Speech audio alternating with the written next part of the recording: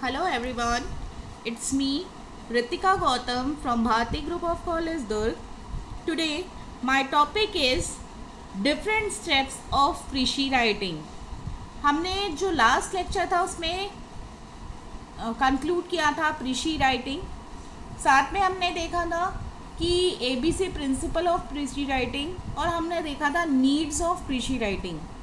आज हम देखेंगे कि प्रीशी राइटिंग कैसे लिखा जाता है.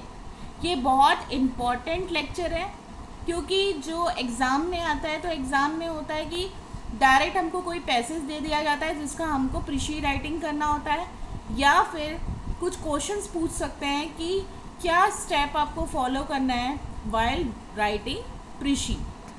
सो लेट्स सी. सबसे पहले हम इसको देख लेते हैं कि एक ब्रीफ रिवाइज करते हैं बस. प्रीशी जो है वो फ्रेंच शब्द से बना है जिसका मतलब होता है एब्स्ट्रैक्ट. ये बोला जाए एक क्लियर स्टेटमेंट है किसी भी लॉन्गर पैसेज का जो बहुत कनेक्टेड और रीडेबल शेप में होता है, जिसको समझना बहुत इजी होता है. प्रीशी राइटिंग हमेशा अपने ओन वर्ड्स में होता है और 1/3 पार्ट्स में होता है. प्रीशी राइटिंग किसी भी ओरिजिनल पैसेज का 1/3 पार्ट होता है. प्रीशी राइटिंग के ये 3 प्रिंसिपल हैं. ABC principle. A मतलब accurate, B stand for brief, C stand for clear. जो आपका प्रीशी राइटिंग है वो रिलीवेंट फैक्ट्स होने चाहिए. जो ओरिजिनल पैसेज में फैक्ट्स हैं वो उसमें होना चाहिए. Brief stand for completeness, complete होना चाहिए, कोई भी मेन पॉइंट मिसिंग नहीं होना चाहिए. C stand for clear. जो लैंग्वेज ऑफ प्रीशी राइटिंग करने के लिए यूज़ कर रहे हैं वो बिल्कुल क्लियर और सिंपल होना चाहिए कि सामने जो रीडर है उसको बहुत ईजिली समझ में आ जाए. अभी हम देखेंगे स्टेप्स ऑफ प्रीशीज राइटिंग. तो सबसे पहला स्टेप ये होता है कि read the passage carefully. Passage को हमको बहुत ध्यान से पढ़ना है. पढ़ते समय ध्यान रखना है कि उसके जनरल थीम क्या है पैसेज का, समझने की कोशिश करना है हमको. दूसरा, पैसेज को आप एक बार कोई भी पैसेज को आप एक बार पढ़ते हैं तो आपको सारे पॉइंट्स समझ में नहीं आते. कुछ पॉइंट्स समझ में आते हैं और कुछ पॉइंट्स आपके मिस हो जाते हैं. तो यदि आप सेकेंड टाइम पढ़ेंगे तो जो मिस हो गया है आपका सेंटेंस या वर्ड वो आपको समझ में आएगा. तो पैसेज को फिर से पढ़ना चाहिए. Read the passage again. If necessary read the passage several time.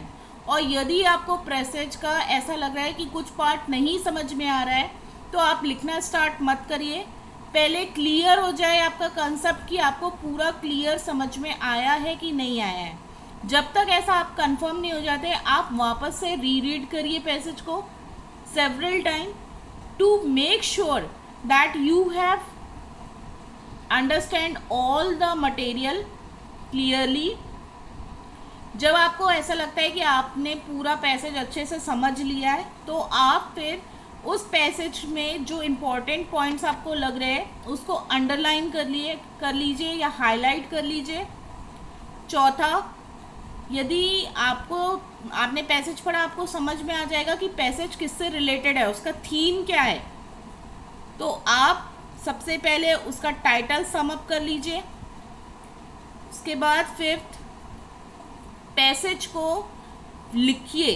Passage को अपने ओन लैंग्वेज में लिखिए पूरे पॉइंट्स को कंक्लूड करके. फिर आप पैसेज को फिर से पढ़िए. ये देखिए कि कोई भी इम्पॉर्टेंट पॉइंट मिस तो नहीं हो गया, कोई भी इरिलीवेंट मैसेज तो आपने नहीं लिख लिया. फिर आप कंफर्म हो जाते हैं कि आपने बिल्कुल सब सही लिखा है, कनेक्टेड पैराग्राफ लिखा है, तो आप रफ ड्राफ्टिंग करो. रफ ड्राफ्टिंग कभी भी हम प्रीशी राइटिंग करते हैं तो 2 बार हम ड्राफ्टिंग करते हैं. एक होता है रफ ड्राफ्टिंग और एक होता है फाइनल ड्राफ्टिंग. रफ ड्राफ्टिंग में हम कोई भी एडिट कर लेते हैं, कोई भी मैनिपुलेशन आप कर सकते हैं, लेकिन फाइनल ड्राफ्टिंग में आप कोई भी एडिशन नहीं कर सकते. तो जब हम फर्स्ट टाइम लिखते हैं तो वो करते हैं हम रफ ड्राफ्टिंग में, जिसमें हमको लगता है कोई इंपॉर्टेंट पॉइंट यदि मिस हो गया है तो हम वापस उसमें ऐड कर लेते हैं.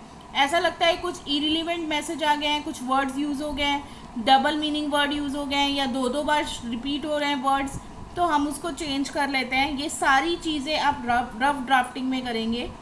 जब आप सेटिस्फाई हो जाते हैं रफ ड्राफ्टिंग से, उसके बाद आप फाइनल ड्राफ्टिंग करते हैं।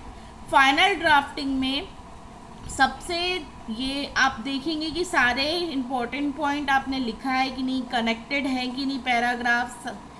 आप जब सेटिस्फाई हो जाएं तब आप फाइनल ड्राफ्टिंग लिखिए।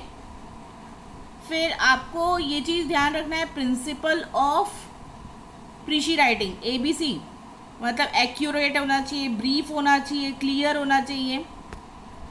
फिर उसके बाद टॉप में प्रीशी राइटिंग के ऊपर आपको मेंशन करना है नंबर ऑफ वर्ड्स यूज्ड, आपने कितने वर्ड्स यूज्ड किए। यदि टाइटल मंगा है तो आपको टाइटल ऊपर लिखना है, कोई भी यदि नेसेसरी है तो आपको उसको मेंशन करना है।